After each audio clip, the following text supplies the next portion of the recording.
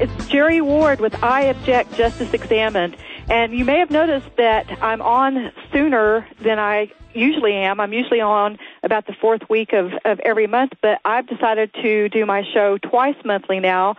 So be sure and tune in twice monthly to I Object, and we'll be talking about interesting topics, and I'll be talking to interesting people. And in fact, one of the most interesting people that I talk to is on the line with us right now, and that's Alana Mercer. Alana is the famous classical liberal writer. She has a weekly column at WorldNet Daily called Return to Reason. She's a prolific writer. She's got a book called Broadsides, and she's written for many publications. Welcome back, Alana. Hi, Jerry. You're not very famous, though. Well, you are to me. Oh. And in fact, congratulations on going twice a month. Oh, well, May thank you be syndicated soon. Well, we'll see about that. But one thing that I love about Friday mornings is going to WorldNet Daily and seeing your column. Well, now's the only place you can see it because my website is down temporarily, but we should be up soon. Why don't you tell everybody what your website is for? It's www.ilanamercer.com. Great. Well, your column last week was particularly interesting. It's called MOPE, Most Oppressed People Ever Are At It Again. Why don't you tell everybody what that was about? Oh, dear. We went back to Gaza and examined what was happening after Jewish hothouse occupants, flower and produce growers, were evicted from Gaza. And the industrious locals, mounted a relentless rocket fire barrage on southern Israel. The consequence of which was the Israeli Defense Forces launched a limited-scale operation in Gaza. As I say in the column, a very limited operation because the IDF Commander-in-Chief, Condoleezza Rice, decided to stop it mid-offensive. It transpires that Bush had actually laid down the parameters of the operation back in January this year because it did appear that it was necessary to bring to an end the constant aggression from the Gaza territory into southern Israel. And Bush decided that he told the figurehead that Ehud Olmert is, the figurehead that is at the head of our Israeli satellite, that they would be allowed to merely tinker at the margins of the Gaza-based missile launching and weapons smuggling enterprise. Well, let's just remind everybody, this is where they had those fantastically successful hothouses that were providing employment not only for the Israeli settlers but also for Palestinians. Yes, and there was a marvelous program. American Jews actually went over there to help Palestinians take over the hothouses and make good on these viable properties, but they burnt them up. Well, and the thing is that when I read a few weeks ago about Hamas blowing holes through the walls between the Gaza and Egypt, and that people were rushing through those to go to Egypt and get medicine and food, that sort of tore at my heartstrings to think of people rushing through a blown-up wall to get the essentials of life. But, again, I wasn't thinking about what had prefaced that, which was the fact that they had this natural or this resource that had been created by the Israelis that could have provided work for everybody. What is it about them that makes them incapable of preserving something like that and coming up with their own infrastructure and labor markets and the like?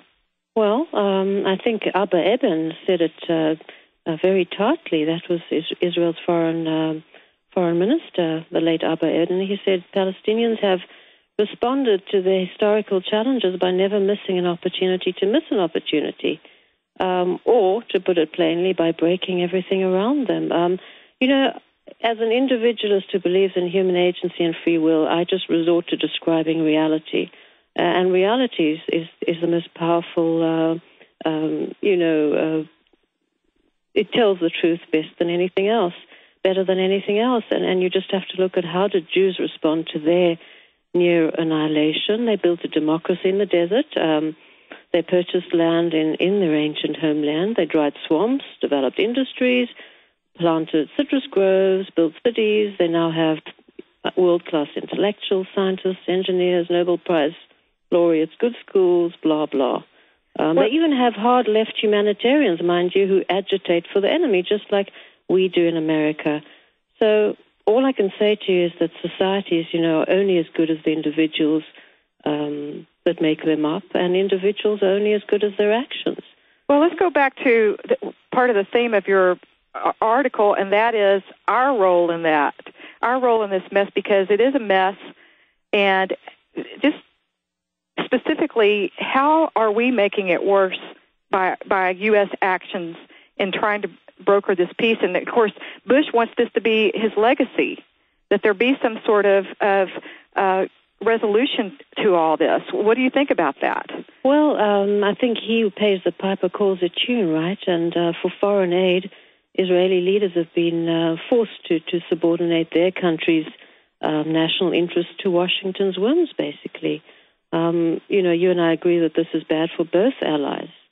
And anyone who wants the U.S. to stay solvent and out of the affairs of other nations recognizes that sovereign nation states that resist rather than enable these imperial impulses that we have are better for America and her allies, at the same time. Well, we ought to encourage all U.S. American friends, including Israel, to push back.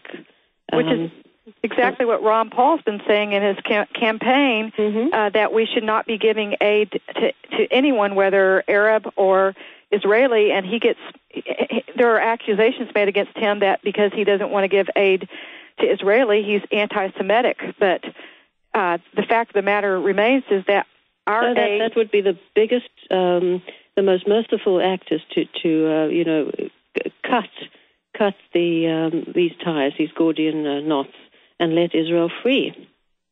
And you speak as one who has actually lived in Israel. Were you an Israeli citizen? Sure, I still am, I guess. And it's something you don't shed. Right. And your position is that it's not anti-Semitic to support a situation where we're not giving aid. What should our role be, if anything?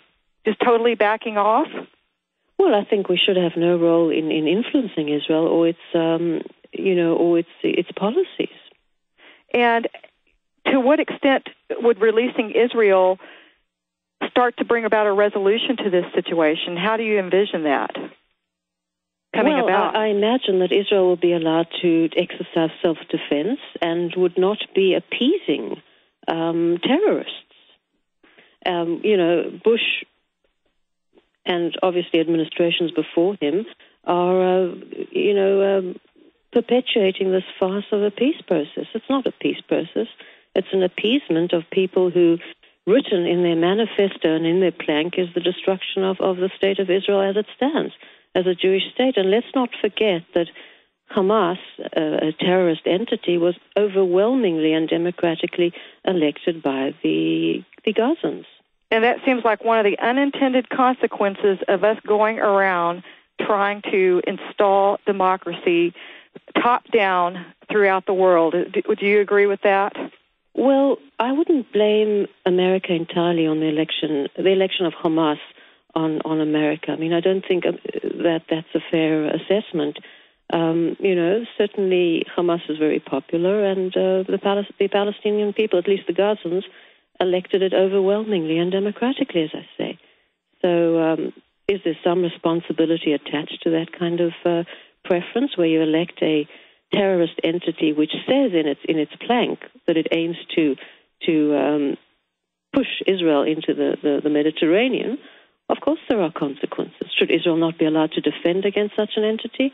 I don't think so. Yeah, I think if we were in that situation, we would be demanding our right to defend ourselves, and in fact would do it unilaterally. Well, Alana, thanks for being with us this week, and we'll be back with you in about 2 weeks. See you soon. All right, thank you.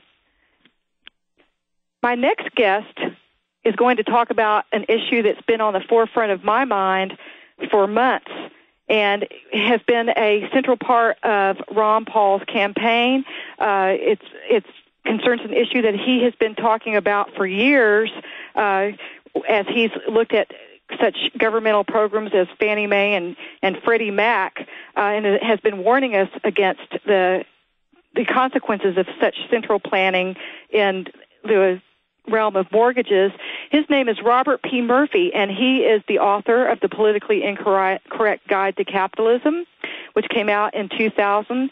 He's also a senior fellow in business and economic studies at the California-based Pacific Research Institute. He is a PhD in economics.